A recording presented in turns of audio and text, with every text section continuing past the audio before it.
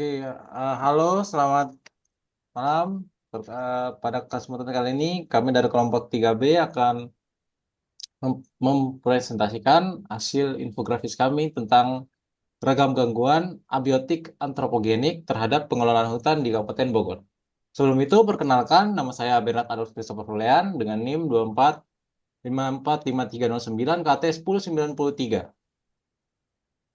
Saya Bagas Prayogo dengan NIM 2454193 KT 10787.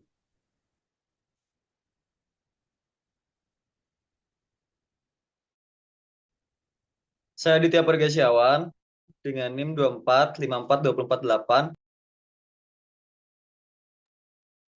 Saya Desita Putri Nugraini dengan NIM 534484. Saya Anissa Damayanti dengan NIM 5343880.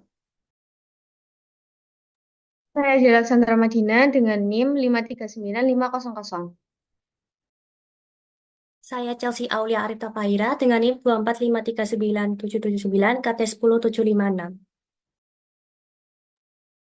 Saya Aina Hanifah Azharo dengan NIM 5341008. Perkenalkan, nama saya Arya Sadadi Karolana dengan NIM 245431113 KT 10828.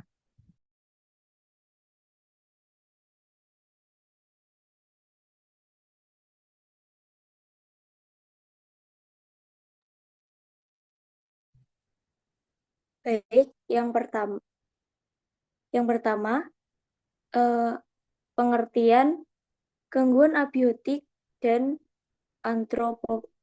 antropogenik.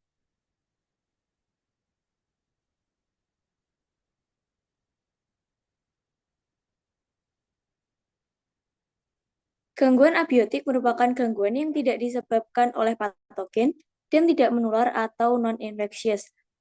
Contohnya adalah gangguan yang disebabkan oleh suhu atau lingkungan yang lainnya. Kemudian, antropogenik merupakan suatu proses yang berkaitan dengan aktivitas manusia dan berdampak pada masyarakat sekitar.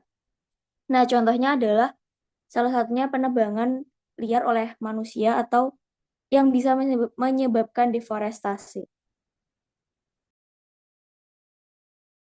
Lalu selanjutnya ada gangguan abiotik antropogenik. Yang pertama ada deforestasi kawasan hutan lindung di Kabupaten Bogor yang berdampak pada wilayah hilir. Kemudian ada peningkatan deforestasi hutan di wilayah Kabupaten Bogor karena kurangnya lahan untuk pemukiman yang tidak sebanding dengan peningkatan jumlah penduduk setiap tahunnya. Nah, untuk konversi lahan yang dilakukan manusia secara langsung ataupun tidak langsung. Lalu ada juga alih fungsi lahan hutan yang menjadi pertanian lahan kering, pemukiman, perkebunan, dan juga pertambangan yang menciptakan tekanan besar terhadap hutan alam. Selanjutnya adalah interaksi yang dapat menyebabkan gangguan abiotik dan antropogenik. Yang pertama adalah penebangan pohon atau pembukaan lahan baru untuk alih fungsi hutan yang mengakibatkan perubahan ekosistem di hutan karena hilangnya habitat dan rusaknya rantai makanan serta hilangnya keanekaragaman hayati di hutan. Yang kedua adalah alih fungsi hutan untuk pemukiman akibat peningkatan jumlah penduduk setiap tahun yang tidak sebanding dengan jumlah lahan yang dapat mempersempit kawasan hutan. Lalu yang ketiga ada deforestasi pada kawasan hutan lindung dapat merusak fungsi dari hutan lindung yang memiliki peran yang sangat penting dan kompleks dalam menjaga keseimbangan alam dan kehidupan manusia. Contohnya sebagai sumber O2, penyerap CO2, dan siklus air. Interaksi yang selanjutnya adalah konversi lahan berakibat hilangnya beberapa spesies tanaman di hutan, sehingga jumlah pohon berkurang dan memengaruhi kerapatan pohon di hutan. Lalu yang selanjutnya ada dampak yang ditimbulkan. Yang pertama, terjadi kerusakan ekosistem di hutan, baik kerusakan ringan hingga berat dan semakin berkurangnya keanekaragaman hutan. Yang kedua, kawasan hutan yang semakin sempit karena adanya ahli fungsi hutan.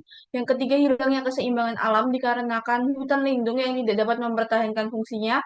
Lalu yang keempat, berkurangnya kawasan hutan mengakibatkan hilangnya daerah resapan yang mengakibatkan banjir, hilangnya daerah penyerapan karbon dan sumber oksigen sehingga dapat menyebabkan polusi udara.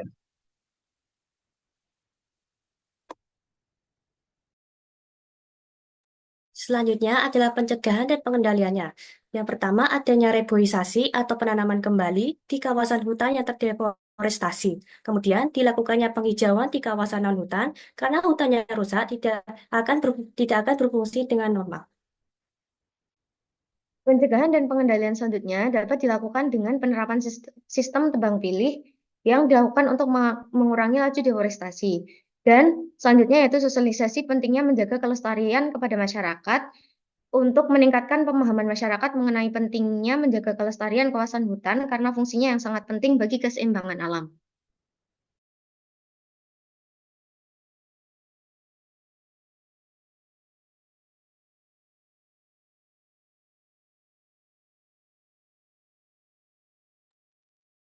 Ya, ini ada slide kontribusi dari setiap anggota kelompok kami. Ini ada Aina, Anissa, Bagas, dan saya mengedit infografis. Terus yang Adit, kemudian Chelsea, dan Sada sebagai penyusun materinya.